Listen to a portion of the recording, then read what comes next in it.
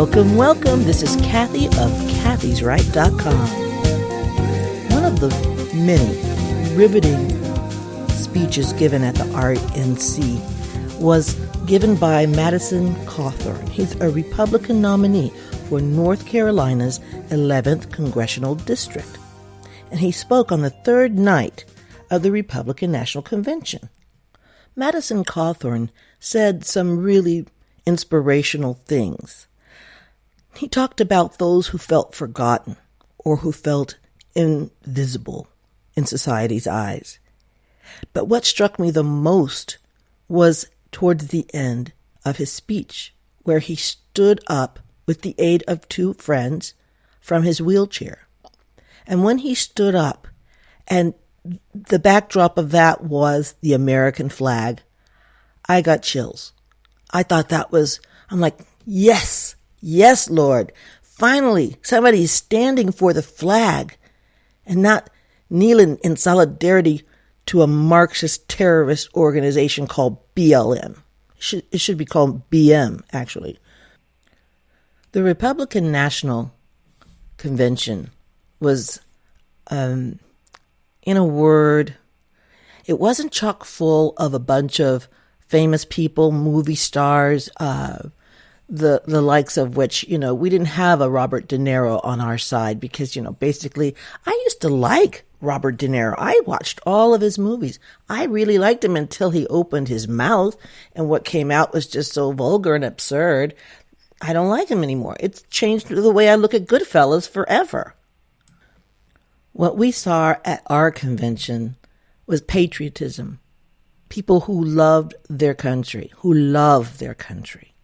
What we saw at the Democratic convention was people who actually despise this country and despise our president. They unite in hate.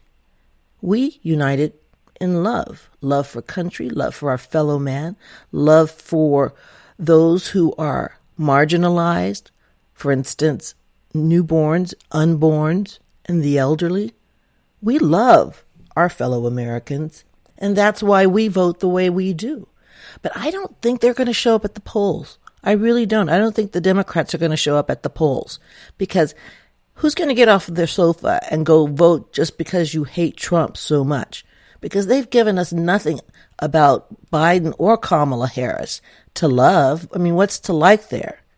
I don't see people doing that. I think they're going to be very, very disappointed. And certainly those people who are out rioting and protesting, I doubt very seriously they're going to show up at the polls. I doubt very seriously. I also doubt that Joe Biden's going to actually debate Donald Trump.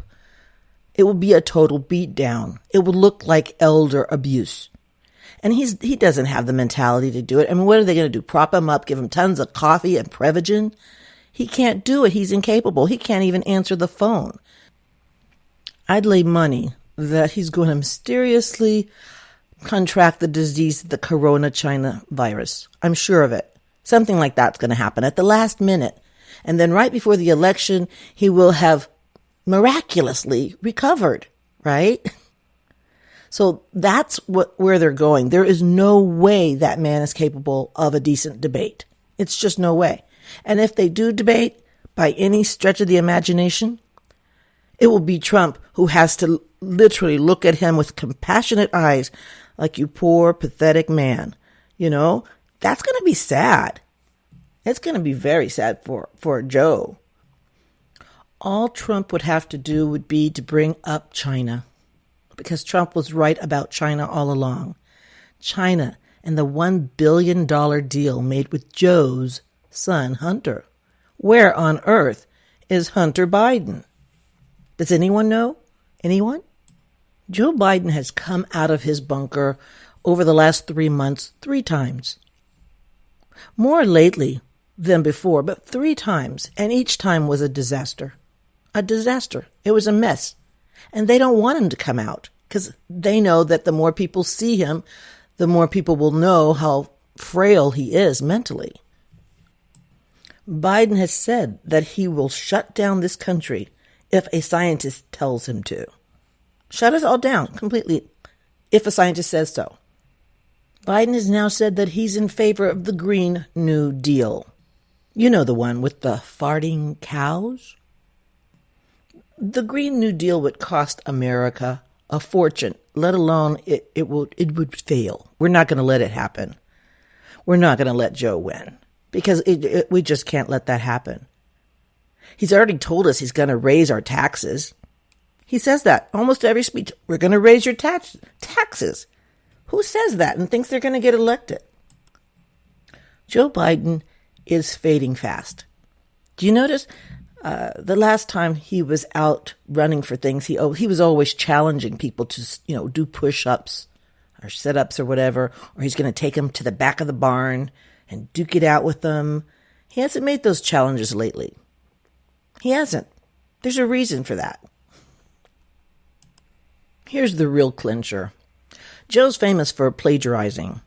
Now, this is a statement he made. We'll develop and deploy rapid tests with results available immediately.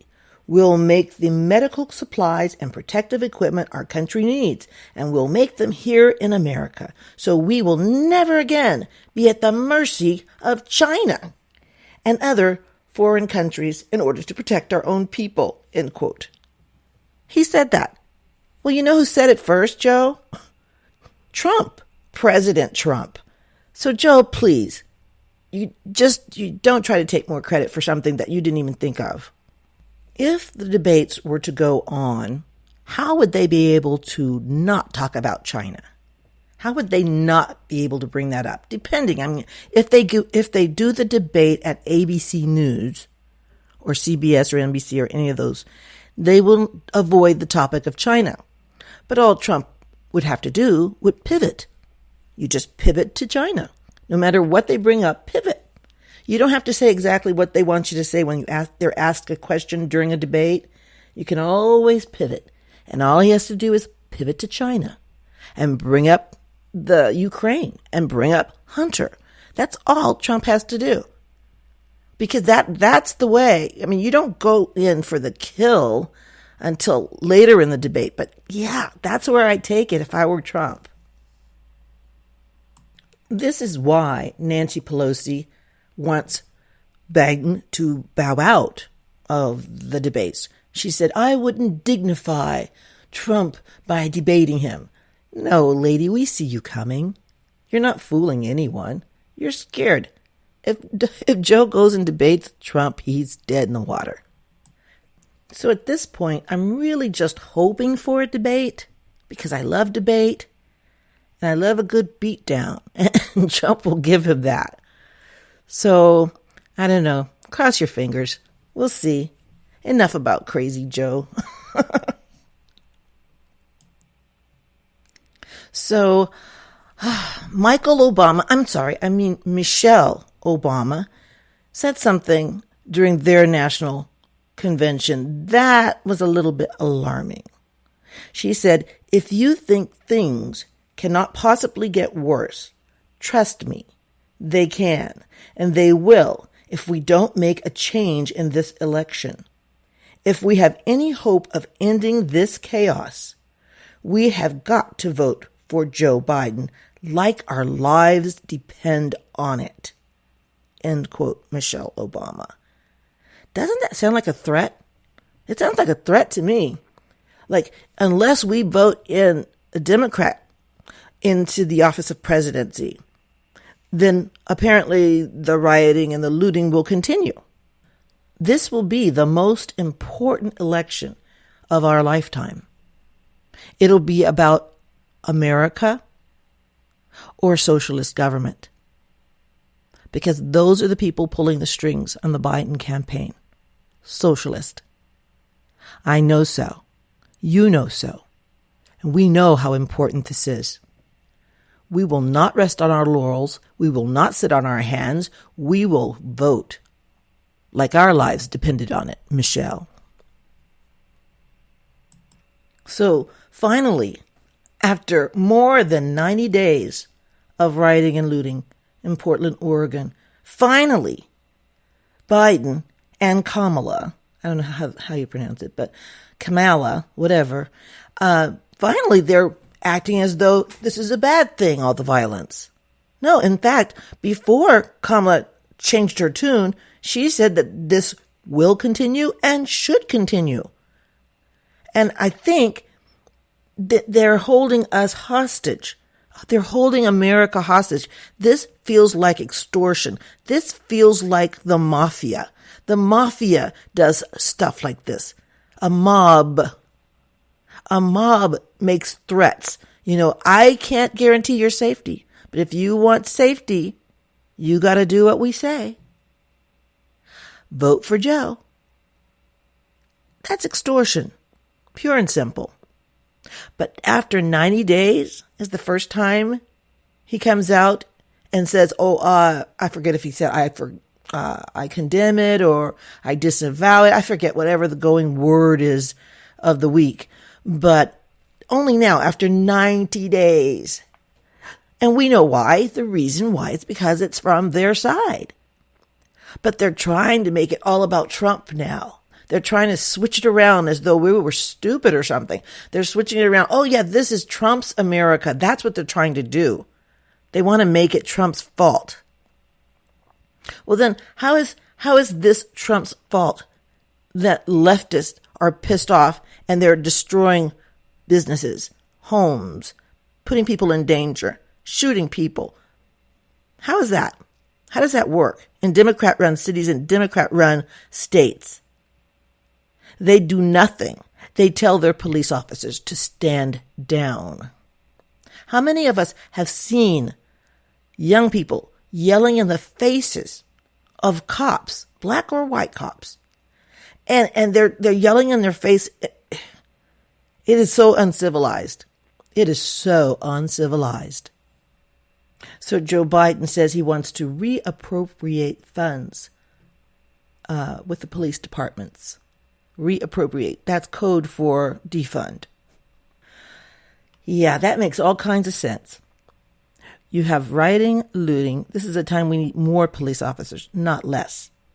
They need more help, not less. These cities need the National Guard, but their pride prevents them from accepting help. Their pride and their hatred for Trump combined, because Trump is offering help. He's offering. And they don't want to say that they cooperated with President Trump, so they'd rather see their buildings and their people burned to the ground rather than accept help from Trump. But they should accept the help if they care about their citizens. But apparently, winning in power means more to them than human lives and humans' businesses. Apparently. Well, they are pro-death, after all. It's just a hop, skip, and a jump from, people just being casualties of their cockamamie war, destroying this country war. Tammy Bruce says it best. She says, Tammy Bruce from Fox, it's like the modern volcano that you're throwing good, regular American citizens in because you think it might work out for you politically. That is how craven and horrible and really devoid of any morality and ideas the Democrats have. Tammy Bruce said that. They've sunk to a new low. They have sunk to a new low, and I don't think they're going to climb out of it. Well, God bless you guys. It's not the end of the world.